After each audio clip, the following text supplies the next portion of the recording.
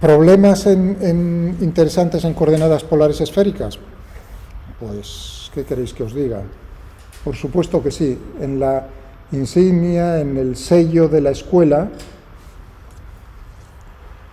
creo que aparece en la página, ¿no? Me imagino. Siempre, la verdad es que es en algo que no me fijo, pero... Hoy.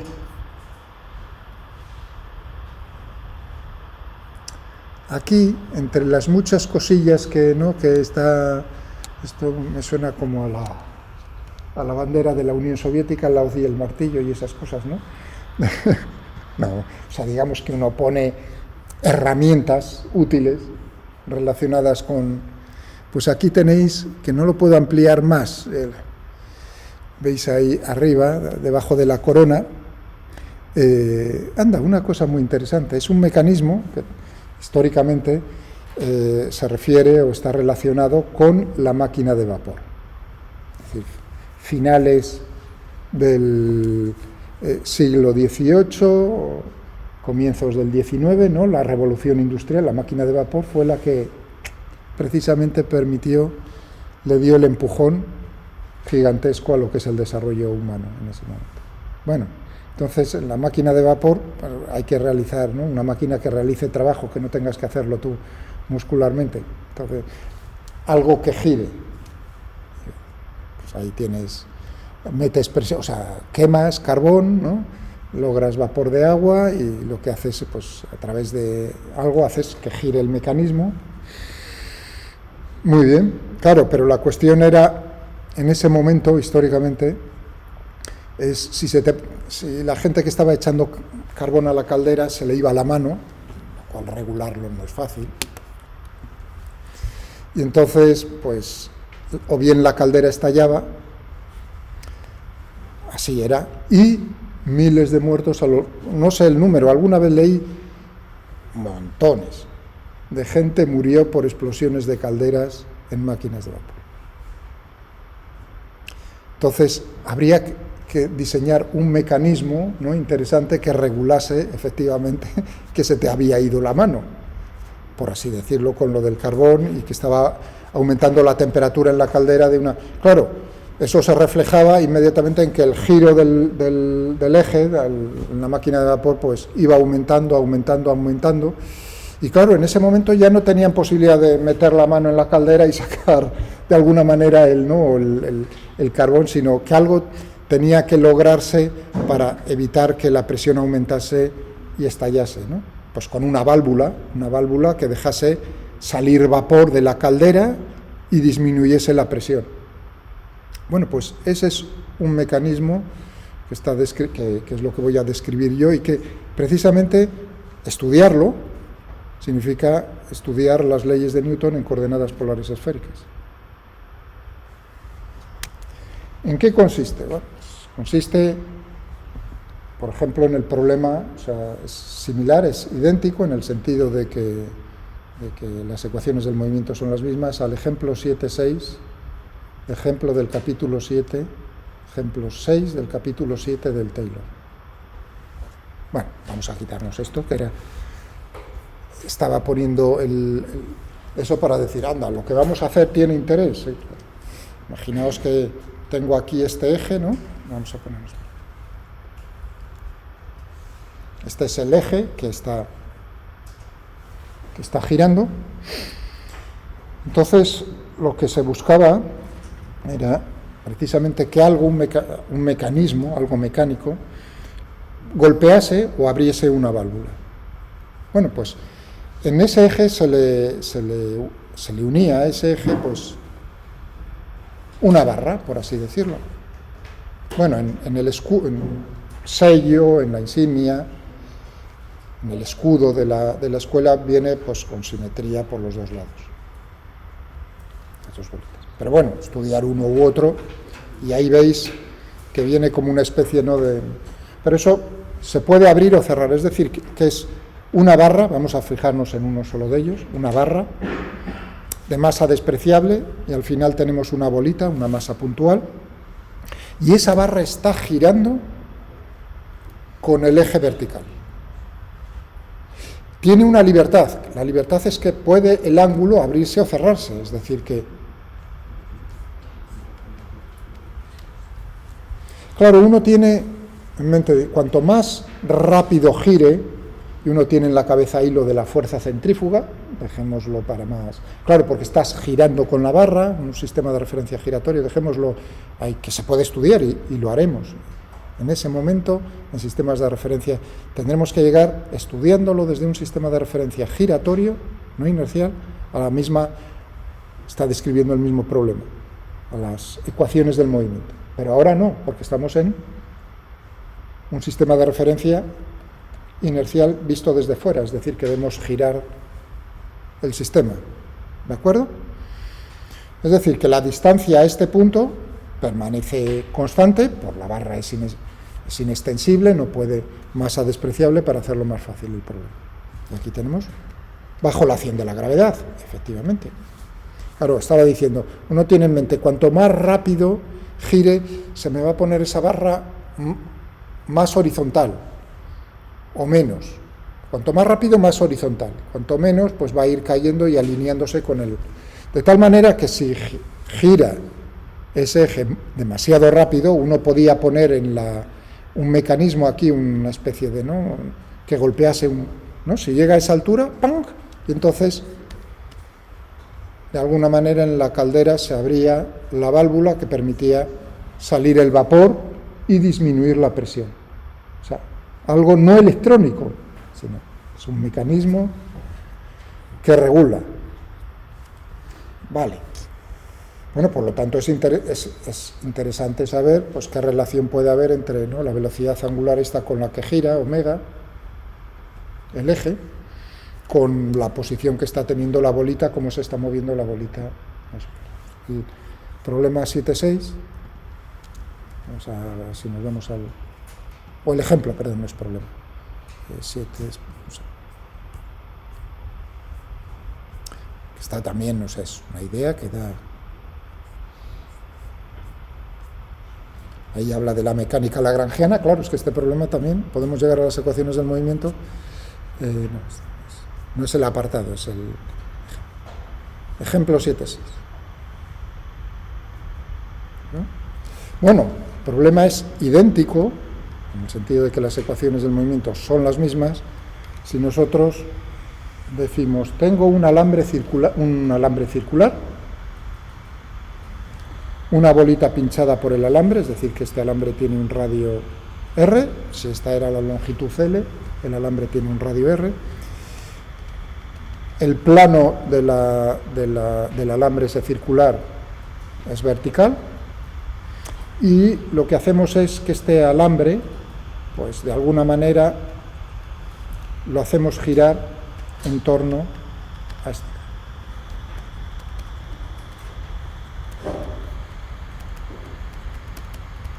Un alambre circular que gira en torno a este eje, que es un eje vertical.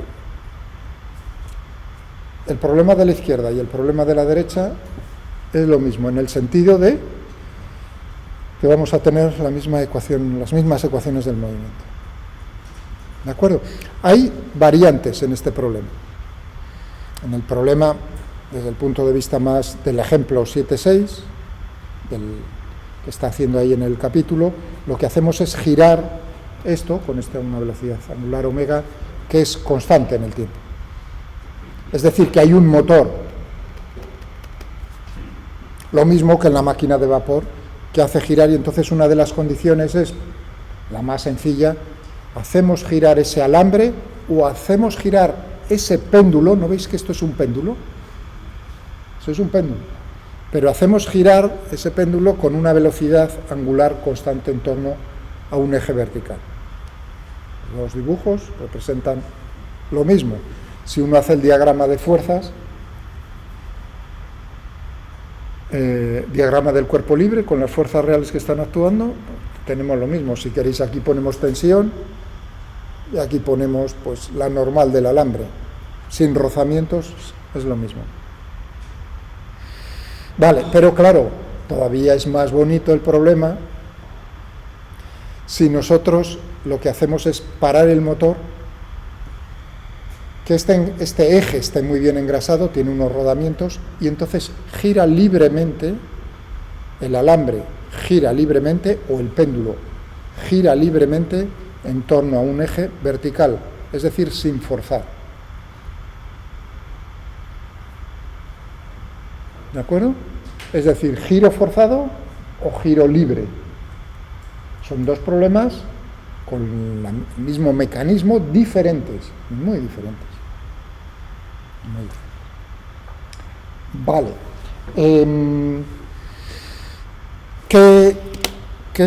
¿Cómo sería el movimiento? Pues vamos a hacernos una idea primero de lo que está ocurriendo ahí.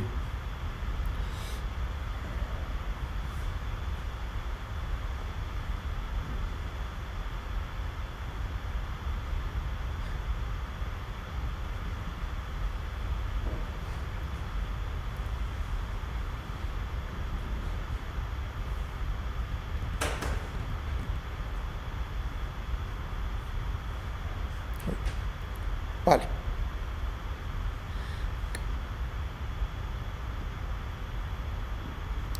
Tita cero es la posición.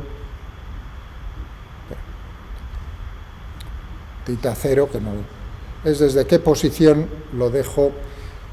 Ese dibujo no es tan refinado, tengo uno más refinado para el siguiente. Pero bueno, más o menos no ha quedado mal, ¿no? Es un plano vertical, o sea que la gravedad a lo largo de este eje.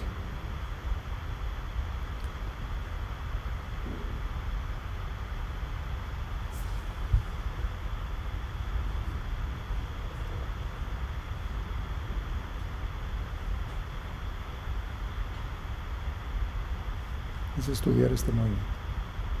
Hay casos particulares en el movimiento. Más bien en la máquina de vapor lo que uno está estudiando es para qué situación, en qué condiciones el ángulo de la barra permanece constante con respecto al eje. Pero bueno, si uno quiere ese caso, que es un caso particular, necesita entender esto. Ahí está girando, como estáis viendo, con la misma velocidad angular, ¿no? Estamos forzando al alambre que gire de esa manera.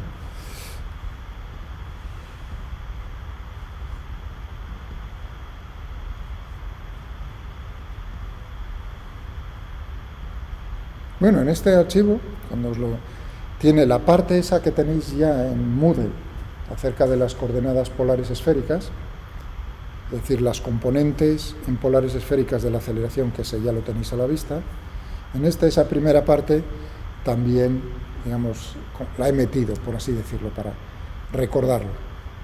Si os lo descubro, pues nada.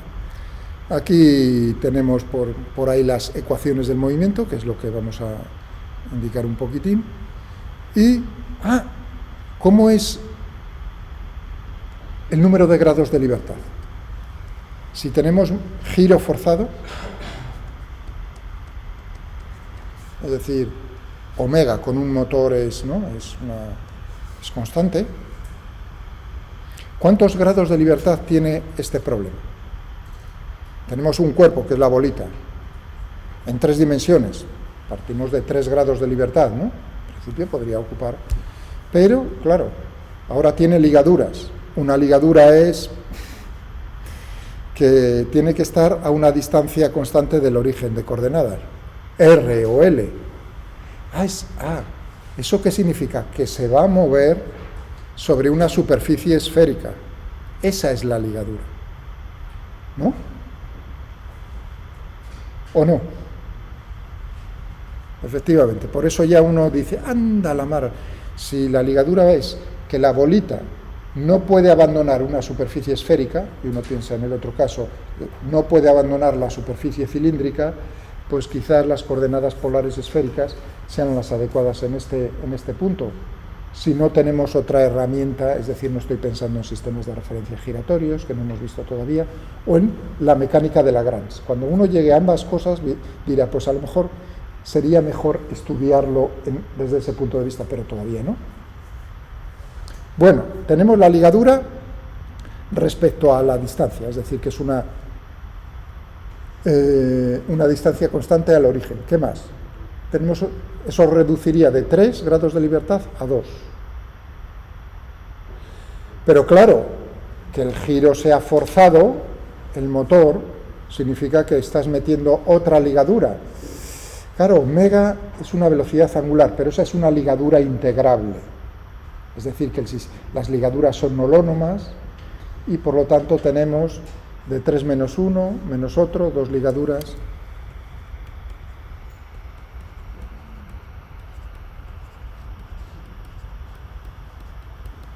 Un grado de libertad. Si el giro está forzado. Claro, y uno dice, necesito una sola coordenada, un solo parámetro para determinar dónde se encuentra esa puñetera bolita en algún momento, en cualquier instante del tiempo. Está gritando esto, es decir, pues, si yo sé, por ejemplo, en este, cuál es la posición angular, θ, o en esta posición angular de la barra, yo sé todo. Ya sé dónde se encuentra la bolita.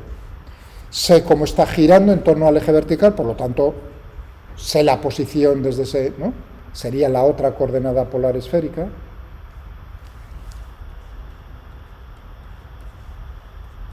La única, esta R sería o bien L o bien R, constante, y phi, ligaduras. Que R es igual a R. Y que phi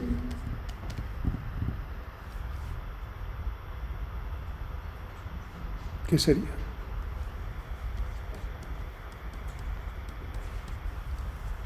Si omega es constante, claro. Y eso es lo que he dicho, que gira de una manera uniforme, no cambia. Si se acelerase, hombre, también podría estudiar el movimiento, efectivamente, pero... Es decir, que tendríamos estas dos ligaduras bien chupadas en coordenadas polares esféricas y la única incógnita es θ de t. Un grado de libertad, un parámetro, una ecuación del movimiento que uno está diciendo, pues, efectivamente necesito una ecuación en la que me aparezca θ y sus derivadas. ¿Hasta qué derivada va a aparecer? Hasta la segunda, que para eso es la segunda ley de Newton, son aceleraciones. Claro, pero si hay ligaduras, habrá fuerzas de ligadura. Una, la tensión en la barra, por así decirlo, ¿no? Y otra es qué fuerza está haciendo el motor para mantener eso con velocidad constante. ¿Bien? Vale. ¿Y si fuese un giro libre?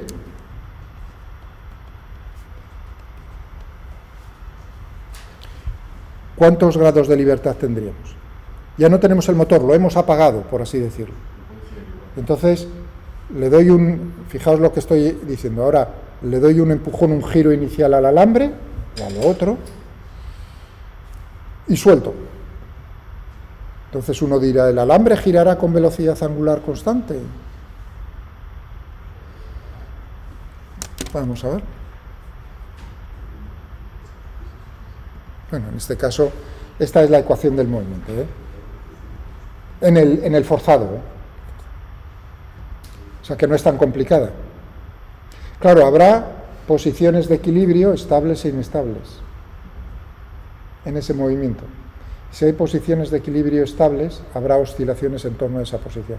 De hecho, es lo que hace ese mecanismo, oscilar en torno a la posición de equilibrio estable, que es precisamente lo que está buscando uno en la máquina de vapor. ¿Para qué ángulo se encuentra la posición de equilibrio estable? Bueno, eso cuando estudiemos lo de las oscilaciones, pues, bueno, no sé por qué no cambia aquí el cacharro este. Bueno, porque le tengo que ver aquí. Por supuesto, si omega es cero, ese es un caso particular, no hay motor, ¿qué es lo que tenemos ahí? El péndulo simple. Por supuesto. Si omega es cero, tengo menos g dividido por r seno de θ. Vaya descubrimiento. Pero θ tiene que aparecer ese caso particular en el problema general, si no estaría algo mal.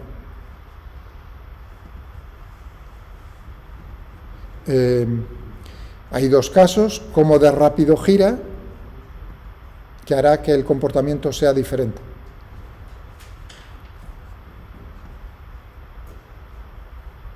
¿De dónde parte no me hace? Está oscilando. Esto es con un poco de damping, de rozamiento. Sí, porque claro, ese mecanismo tenía rozamiento, por eso tendía a la posición de equilibrio.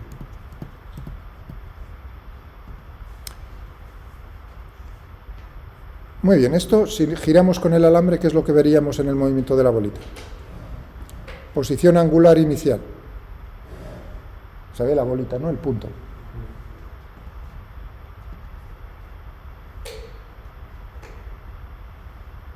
Pero para esto sería como si fuese porque está oscilando entre las dos, sería sin giro. ¿Por qué? Aquí no sé si o es que no lo he ejecutado bien o... ¡Ah! Porque probablemente me haya puesto yo por algún sitio. No me acuerdo cómo hacía este archivo. A ver. Ya no me acuerdo cómo. Esto desde fuera. Esto sería la primera representación. En algún sitio puedo cambiar la velocidad angular. No me diga, hace ya tiempo que no lo abro. En algún sitio puedo cambiar yo la velocidad angular. Ahora lo tendría que pensar. ¿Dónde lo tengo yo eso?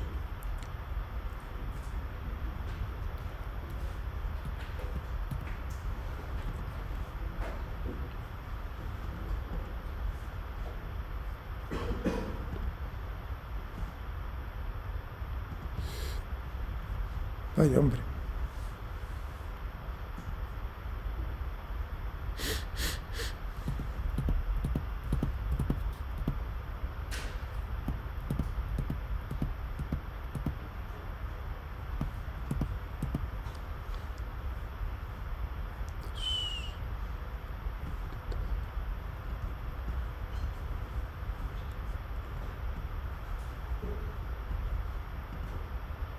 Ah, sí. No está.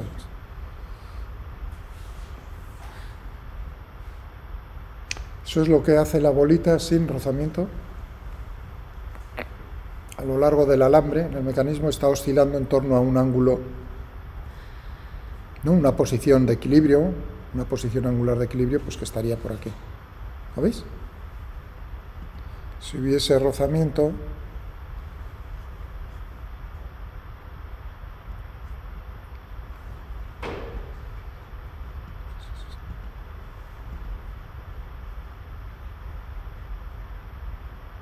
me parece que había rozamiento. Sí, hay rozamiento. Estoy viendo este tema. Bueno, va más lento. Esta representación es la que veis aquí. Si fuese libre,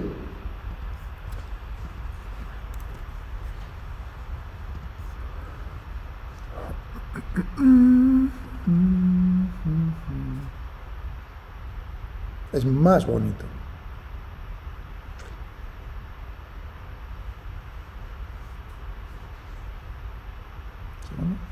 Uy.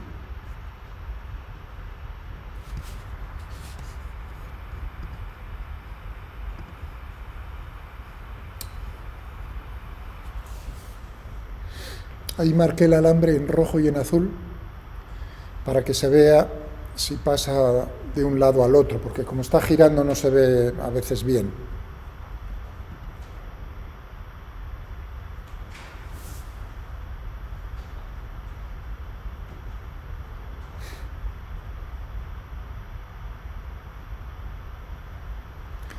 Curioso, cuando se acerca a la posición más baja, el plano del alambre gira más rápido. Cuando la bolita está más alejada del eje vertical, el alambre gira más lento. Eso es la física que hay dentro. Bueno, o sea que, ¿no? Es un problema más. Primero, ¿cuántos grados de libertad tendríamos aquí en este problema ya que estaba poniendo con giro libre? Cuando dije voy a enseñaros el movimiento, claro, entonces uno dice, solo tenemos ahí realmente una ligadura, por lo tanto, 2 grados de libertad. La ligadura sigue siendo esto, o igual a L, 2 grados de libertad. 2 ecuaciones del movimiento, 2 parámetros que determinan. Claro, en este caso R es constante, pero ahora phi de t y θ de t son los 2 parámetros a determinar, por lo tanto 2 ecuaciones del movimiento. Un movimiento similar, equivalente, en el del giro libre, ¿no? El de la que estoy poniendo ahí, sería el de lo que se conoce como, entre comillas, la palabra cónico, un péndulo cónico, entre comillas. Lo de cónico, porque claro, cónico significaría que sería la pared de un cono, y realmente no es. Lo vais a ver.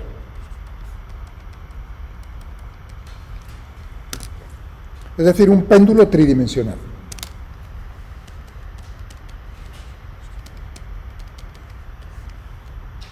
Es decir, que ya no le obligamos a oscilar a la bolita en un plano vertical, sino que yo tengo el hilo, la bolita, le pego una velocidad inicial, una posición inicial, y la velocidad no tiene por qué estar en el plano del hilo y la gravedad.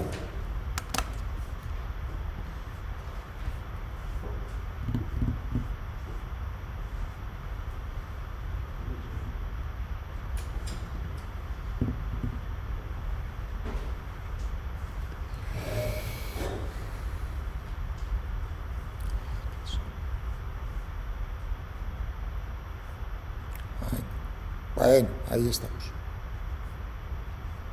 Este solo no lo elaboré tanto.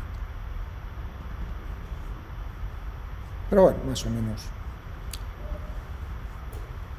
¡Ay, madre!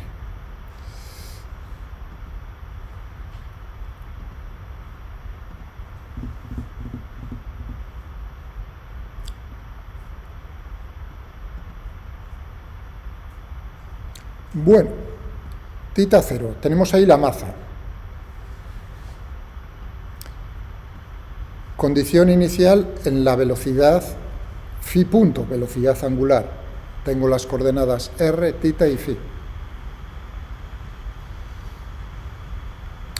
La condición en θ punto 0 es que sea 0, y en phi 0, phi en 0, que sea 0. Es decir, que hay 4, tenemos ahí, si son 2 parámetros, va a haber 2 ecuaciones del movimiento hasta la segunda derivada, 4 condiciones iniciales. Aquí las que varío en este archivo es, dejo fijas 2, que es que phi 0 sea 0, no cambia nada la generalidad del problema en el dibujo, y que θ punto 0 sea 0.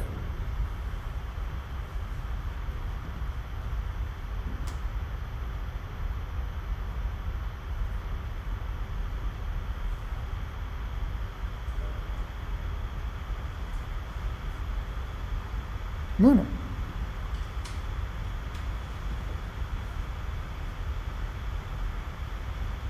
vamos a ponerle aquí. Claro, si tiene que haber ese caso particular del péndulo simple en un plano. Este es todavía más elaborado. ¿De qué año es este? Del 2015.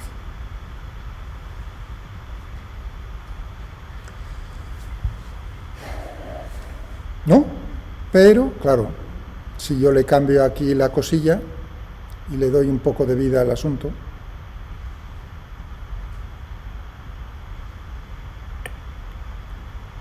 vamos a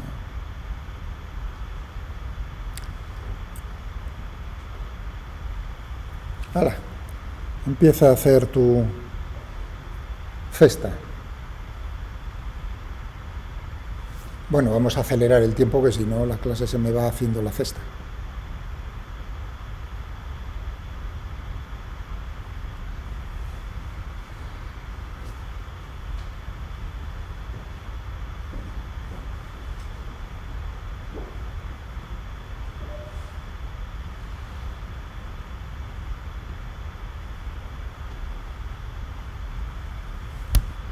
Esa es la trayectoria, preciosa, ¿verdad? Después de 100 segundos en la integración. Y uno ve una cosa curiosa ahí, que no puede pasar de una cierta altura, pero que tampoco puede acercarse hasta una determinada, más allá de una determinada distancia del eje vertical. ¿Veis aquí el agujero este? Significa... Todo eso se puede estudiar no integrando en el tiempo, sino imponiendo a ver qué magnitudes físicas se están conservando en este problema, un poco más adelante. Bueno, pero si nosotros quisiésemos el problema bien, bonito, yo creo que sí, ¿no? ¿O no? No lo sé. Ponéis unas caras como diciendo... No sé. Bueno, pero vamos al problema sencillo, al problema con el giro forzado.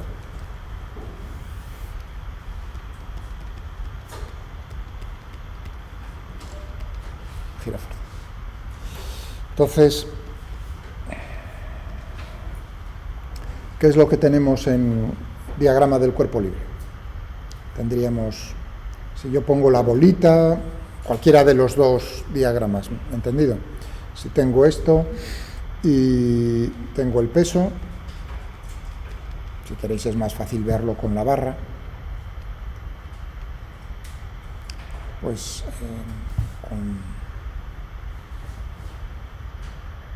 bueno, más bien con la barra no. Tendríamos una fuerza normal, pero claro, ¿cómo es esa fuerza normal? Aquí viene el problema. ¿Vosotros creéis que este diagrama es... Estamos aquí girando, tengo aquí la bolita, que la fuerza normal está apuntando hacia adentro, hacia... Si ponemos aquí el origen de coordenadas, ¿qué creéis?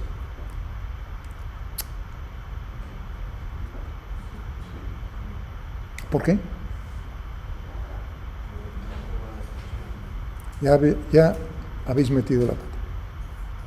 Por desgracia, la normal no va a tener una componente solo en esa dirección. Porque ¿qué es la normal? Es una fuerza normal, perpendicular ¿a qué? Y ahora vamos a agrandar aquí. Tengo aquí la bolita y tengo aquí el agujero por donde está pasando el alambre. Es decir, que tengo aquí la bolita, por así voy a ponerlo como una recta, ¿no? La fuerza de contacto tiene que ser, si es normal, perpendicular a esa recta. Por lo tanto, la fuerza normal está contenida en un plano perpendicular a esa recta. He dicho un plano, no una dirección del espacio. Yo tendría un plano y por lo tanto esa fuerza puede tomar cualquier dirección dentro de ese plano. Eso significa que la fuerza normal, de ahí viene la dificultad ahora del diagrama del cuerpo libre, va a tener una componente en la dirección, vamos a poner, si este es el plano, paralela al plano y una perpendicular al plano.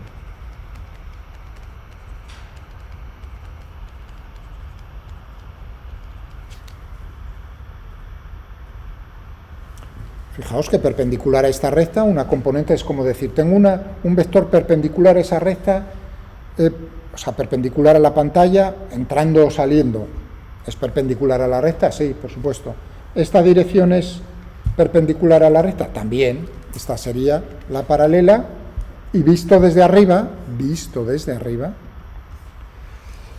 si yo viese el problema desde aquí, ¿qué es lo que tendría? Tendría, pues, aquí está el origen, la bolita, pues tendría una fuerza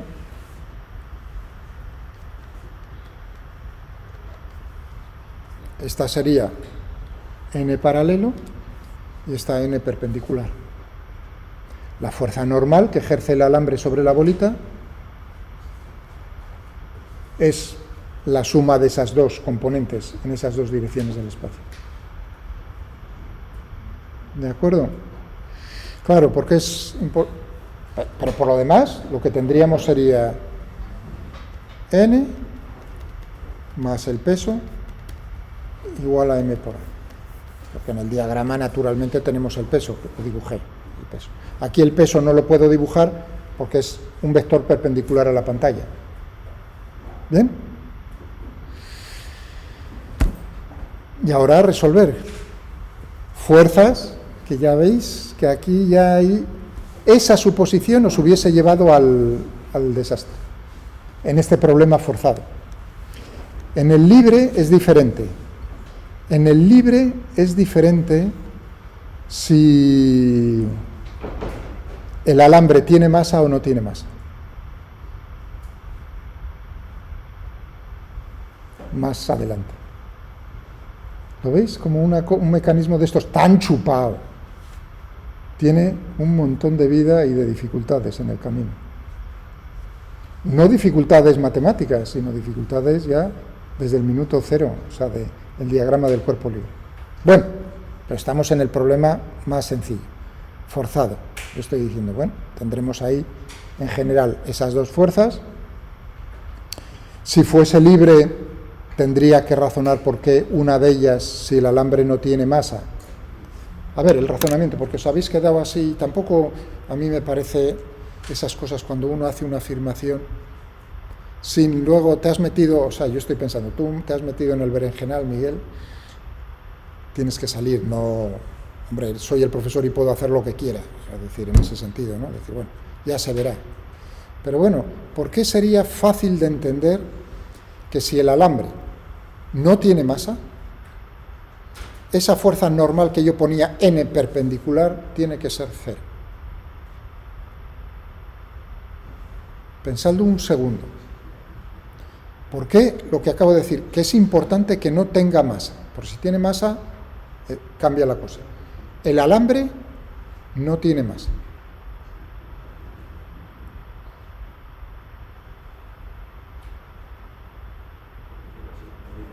La segunda. ¿Masa por? No, perdona, no te entiendo. Bueno, los tiros van bien encaminados, o sea, no va desencaminado, en el sentido siguiente. Si yo aplico la tercera ley de Newton, porque ahí estoy haciendo el diagrama de fuerzas sobre la bolita, supongamos, ¿lo veis?, a llegar a una contradicción, supongamos que esa componente perpendicular fuese distinta de cero. Eso significa que la bolita ejerce una fuerza no nula sobre el alambre, en esa dirección, ¿no? ¿Estamos de acuerdo?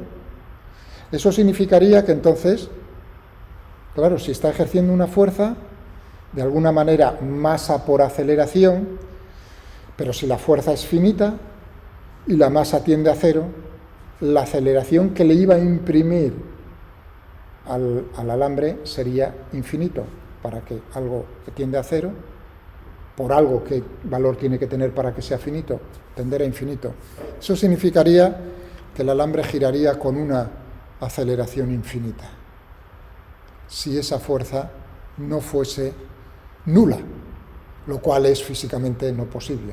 La única manera de que gire sin girar de una manera infinitamente rápida es, naturalmente, que la componente de la fuerza normal en esa dirección sea cero. Y entonces no hay ningún problema. No está empujando la bolita al alambre de ninguna manera. ¿Lo entendéis? O sea que no necesitamos, ya he salido un poco del berenjenal para que os deis cuenta en ese momento de que el diagrama sería en ese caso, con esto, 0, y la fuerza normal únicamente sería lo que acabo de dibujar yo aquí, n paralelo. Bueno, pero ya digo, estamos con el problema en el que está forzado, lo cual entonces no me molesta que la fuerza normal en la dirección perpendicular sea no nula. ¿Por qué? Porque claro, sobre el alambre se está ejerciendo una fuerza en el motor, en el eje, que contrarresta esa otra fuerza. Por lo tanto, no tengo ese problema de que el alambre tenga masa cero. ¿Lo entendéis? Vale, muy bien. ¿Qué tipo de, la segunda ley de Newton, qué tipo de coordenadas son las más adecuadas aquí? Pues si la bolita se está moviendo en una superficie esférica,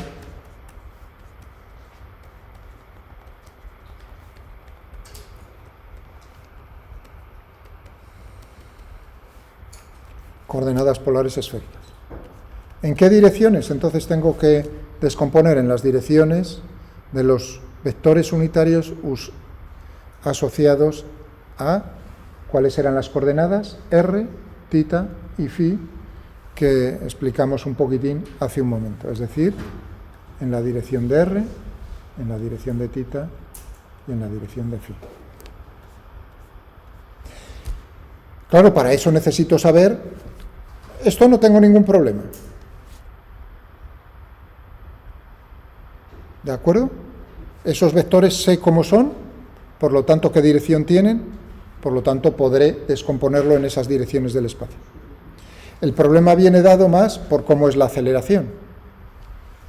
Tendremos entonces que, tendremos para la componente de R, pues ya veremos a ver cómo es la componente de las fuerzas en esa dirección por la masa. En tita, pues lo que tengamos ahí, las fuerzas, la componente en esa dirección, y en fin, pues, es decir, que necesitamos a R, a tita y a phi. El juego es lo que os comenté hace un momento, pues pasar, digamos, tenemos que a R llegar a por R, a tita, a por tita y a phi, por phi. ¿Cuánto vale R, tita y phi? Bueno, pues vamos a abrir el archivo, coordenadas que tenéis en Moodle ya, o sea que si tenéis el ordenador y queréis abrirlo, pues podéis hacerlo. Componentes,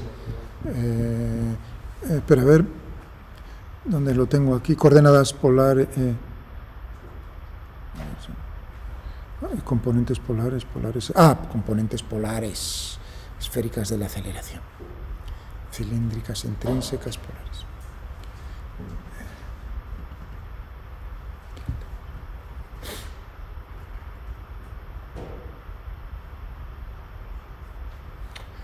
Muy bien. Vale. Pues vamos a hacer que trabaje la máquina en el proceso de el boli.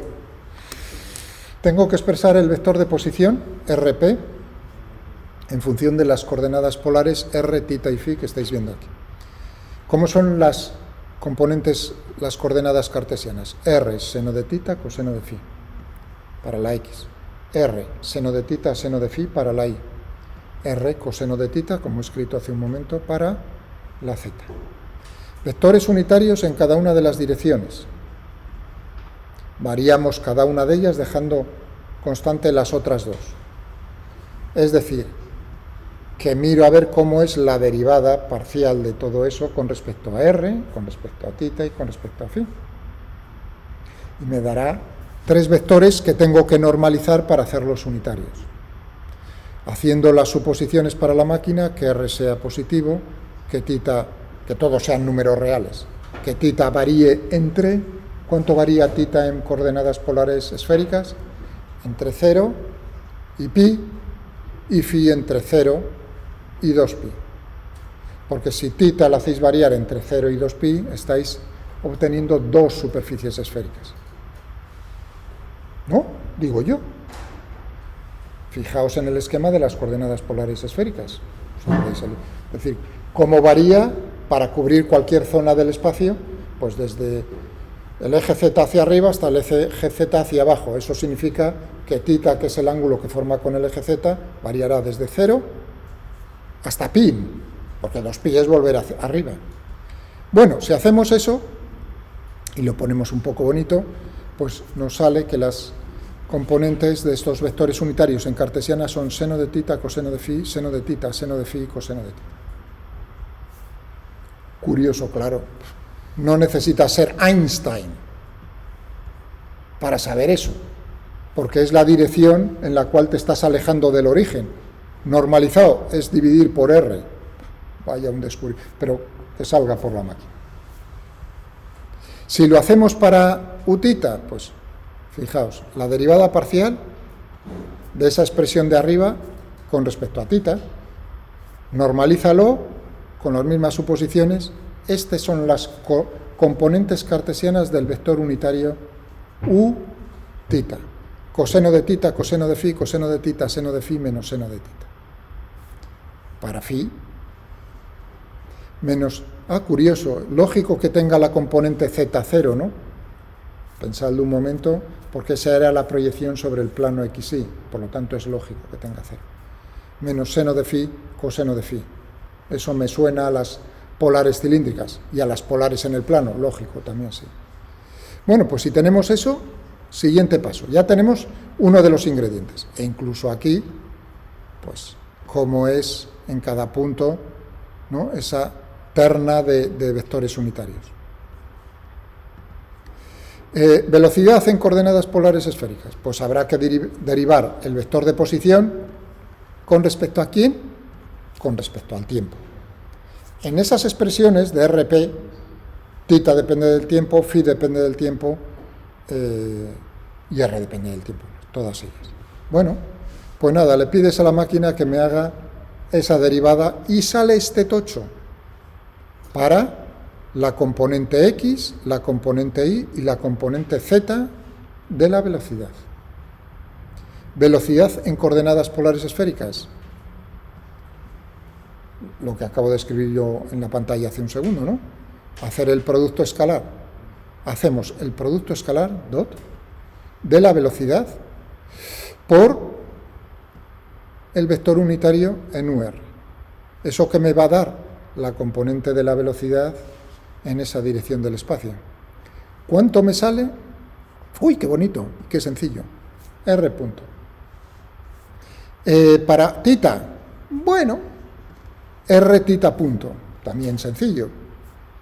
Para phi, bueno, también sencillo, porque es la proyección sobre el plano XY. Es como un movimiento circular en el plano XY de radio R seno de tita, lógico. R seno de tita, phi punto. Hasta ahí no necesitaría hacer los cálculos. Si uno lo piensa, tiene que salir esto. Pero claro, ahora viene la aceleración.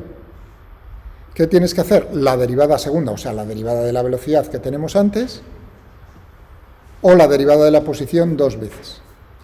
Componente X, componente Y, fijaos que lo he puesto así con un frame, con un marco, porque si no, no se distinguiría cuál es la X y la Y, y la última es la Z. Bueno, eso lo hace uno a mano lentamente, no me tentéis. Y ya está. Coordenadas, aceleración en coordenadas, pues nada, otra vez hacer el producto escalar y simple, claro, porque aparecen muchos coseno cuadrado más seno cuadrado. O sea que ahí en ese proceso dices todo eso, cuando empiezas a multiplicar, empiezas a ver cómo se reduce, se simplifica. No tanto como uno desearía, pero bastante. La componente radial de la aceleración, R punto punto menos R, por tita punto al cuadrado, lo cual suena, pero claro, se nos viene un poco fastidiado con seno cuadrado de tita por phi punto. Componente en la dirección de tita, tendríamos 2R punto tita punto más R por tita punto punto menos seno de tita coseno de tita phi punto al cuadrado. Componente en phi, pues 2R punto seno de tita. Pero claro, aquí en nuestro problema pues necesitamos esas tres. ¿Qué tenemos en la primera, en la componente de la aceleración en la dirección de R? ¿La ligadura qué es? Que R es constante. Por lo tanto, si yo veo ahí R punto punto, eso es 0. ¿De acuerdo? ¿Estamos de acuerdo? Por lo tanto, tendría en la dirección de R, vamos a ponernos, menos R, tita punto al cuadrado, más seno cuadrado de tita, por phi punto al cuadrado. Phi punto era omega, el dato del problema. Por lo tanto, nos queda menos R, tomad nota, en nuestro problema 7,6, la componente de la aceleración a sub R es igual, porque me la vais a dictar, vamos, no por nada, menos R mayúscula, el radio, por tita punto al cuadrado, más seno cuadrado de tita, por omega al cuadrado. ¿Habéis tomado nota de lo que acabo de decir de palabra? Pues hombre, yo diría que menos R mayúscula, que era el radio del alambre, por, abrid paréntesis, tita punto al cuadrado, más seno cuadrado de tita, por omega al cuadrado. ¿Ahora sí? Vale, vamos a la otra. A tita. En A tita tendríamos, recordad, R es constante, primer término. Si queréis lo pongo más grande. Más grande. Que bueno, ahí no sé si esta era para R, para tita, ahí la veis. ¿Qué tendríamos? El primer término es 0, el segundo término, R mayúscula, por, abrid paréntesis, tita punto punto, menos seno de tita, por coseno de tita, cerrad el paréntesis, por omega al cuadrado. ¿Qué es lo que tendríamos en en el paréntesis va aquí, cuando dije R mayúscula, tita punto punto, menos seno de tita, cerrad paréntesis, multiplicado por coseno de tita, omega al cuadrado, que ahí no lo veía bien. Y la componente de la aceleración en phi, pues R punto es 0, por lo tanto el primer término 0. El último término, R mayúscula, abrid paréntesis, 2 tita punto, coseno de tita, cerrad paréntesis, por omega, más seno de tita, phi punto punto. ¿Bien? Más o menos, ¿habéis tomado? Lo dejo ahí abierto por si acaso tengo yo duda de si lo estáis poniendo. Es decir, que tendríamos aquí, primero, vamos a ver cómo son las componentes en la dirección radial de las fuerzas. A ver, tengo N y MG. ¿En qué direcciones? En esta dirección. ¿Qué componente tenemos en la dirección radial? La componente paralela de la fuerza normal. Por lo tanto, en R tendremos menos N paralelo. ¿Tenemos una componente del peso en esa dirección? Sí. Más mg coseno de tita. ¿Veis? Aquí tendría el peso. Por lo tanto, necesito una proyección que sería, si este ángulo es, le estoy llamando a este ángulo, cuidado ahí. Bueno, estoy tomando el ángulo como si fuese ahí.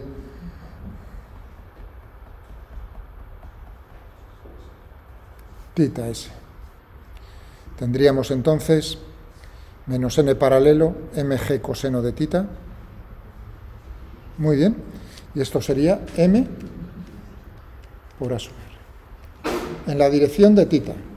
¿Qué es lo que tendríamos en la dirección de tita? ¿Hacia dónde va ese vector?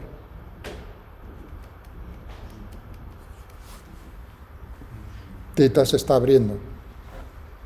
Tendríamos en esa dirección entonces que menos mg.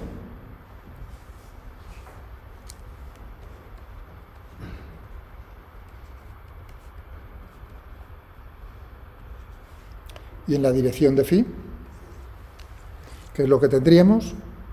Claro, en la dirección de phi, ¿hacia dónde va el vector unitario?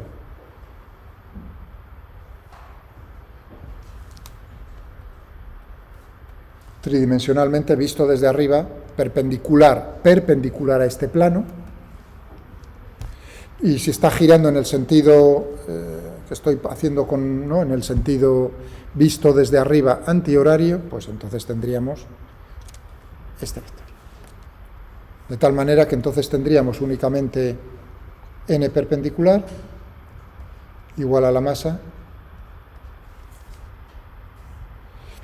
Muy bien, vamos a sustituir esta aceleración por los términos que me habéis dicho, que me habéis tomado nota, si sois tan amables. Ahora para la componente radial. mr, ¿cuánto sería?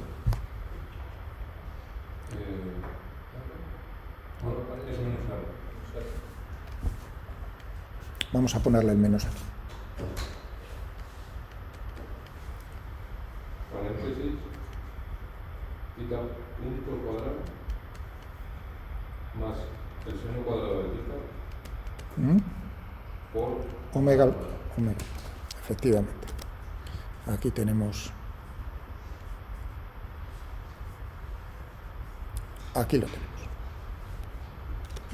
Muy bien, para θ, ¿cuánto teníamos? M por R. Abro paréntesis, θ punto menos seno de θ, cierro paréntesis, por el coseno de θ, por omega cuadrado. Vamos a ver, creo que era así. Tenemos aquí esto, R, y el paréntesis va de ahí. Este era para θ, ¿no? Y el paréntesis está aquí. Espera, a ver, paréntesis, coseno. Ah, el paréntesis, os lo dije mal entonces, es que con estos paréntesis... También hemos visto paréntesis para la resta. O sea, el paréntesis va desde aquí hasta aquí, perdón. R está multiplicando todo esto. ¿Veis? Aquí cuando marco el paréntesis me marca el paréntesis final. Θ punto punto menos seno de θ coseno de θ omega al cuadrado. Perdonad, fui yo el que os llevé a tomar mal nota. Bueno, y para el último, a ver si no me equivoqué, ¿qué es lo que tenemos? M, R mayúscula, 2 θ coseno de θ, 2, ¿cómo? 2, perdona, es que 2, teníamos R, 2 θ punto coseno de θ, 2 θ punto coseno de θ, antes del 2, sí, 2 exactamente, y este paréntesis va del principio al fin, sí, del principio al fin, 2 θ punto coseno de θ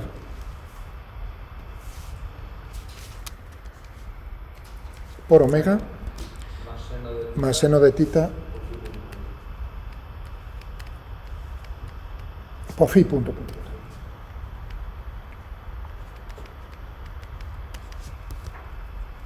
Muy bien, estupendo. Ah, pero más podemos hacer en este problema. Podemos simplificar esas expresiones más. ¿Dónde? Pensadlo un momento, es forzado. Y hemos dicho que omega es constante. Omega es phi punto, lo cual implica que phi punto punto sea 0. Por lo tanto, este término, piti, se nos ha ido.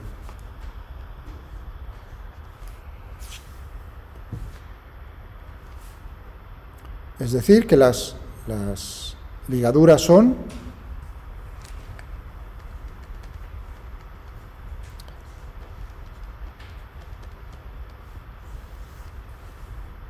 ¿de acuerdo? Bueno, ahí tenemos las 3 ecuaciones. ¿Cuántas incógnitas tenemos?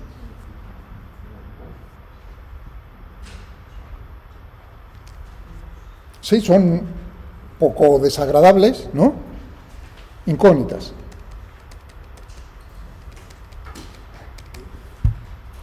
Tenemos n paralelo, n perpendicular y θ.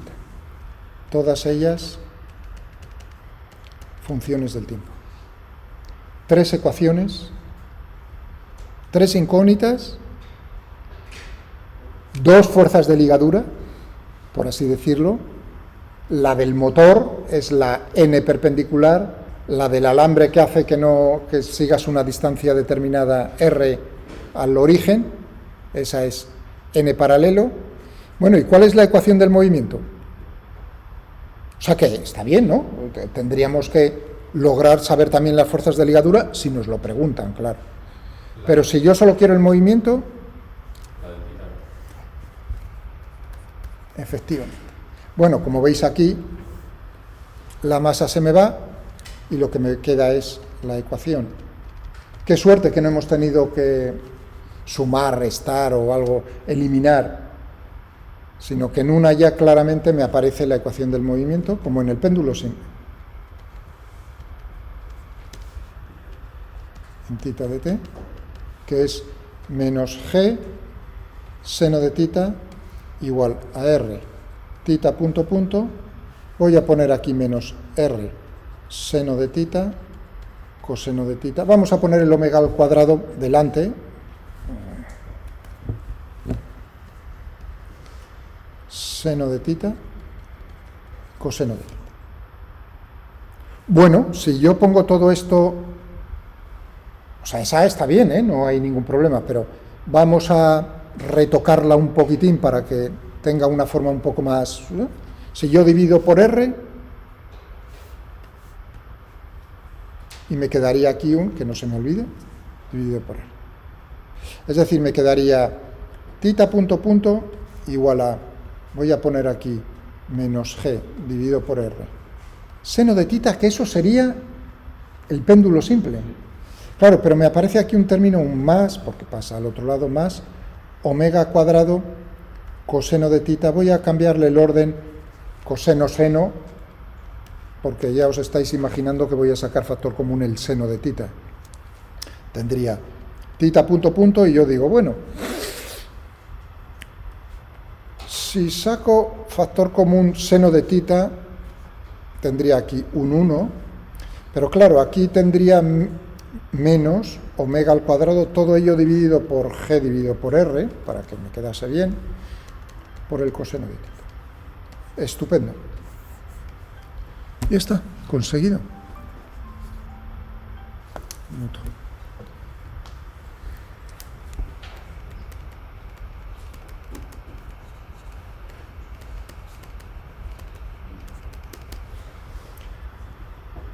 ¿Veis?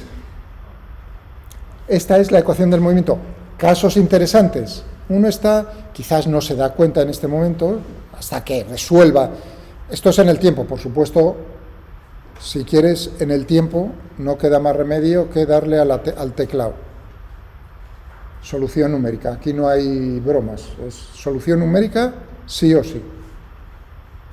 Por desgracia no tiene en el tiempo. Cuidado, he dicho en el tiempo.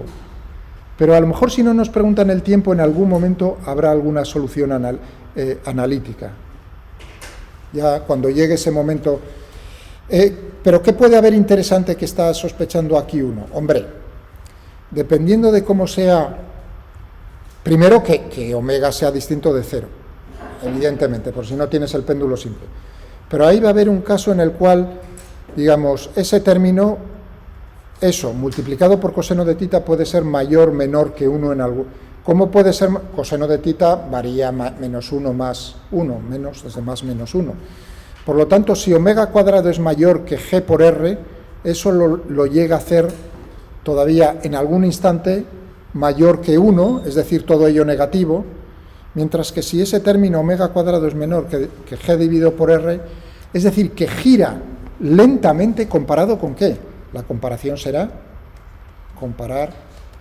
Lo que será el criterio importante en este problema es cómo es omega cuadrado frente a g dividido por r. Que gire rápido, entre comillas, significa que omega tiene que ser mayor que la raíz cuadrada de g dividido por r. Que gira lento, entre comillas, significa que omega será menor que la raíz cuadrada de g dividido por r. Y habrá un término muy curioso, que es si omega es igual a la raíz cuadrada de g dividido por r. Es ahí donde se desvían las dos soluciones posibles.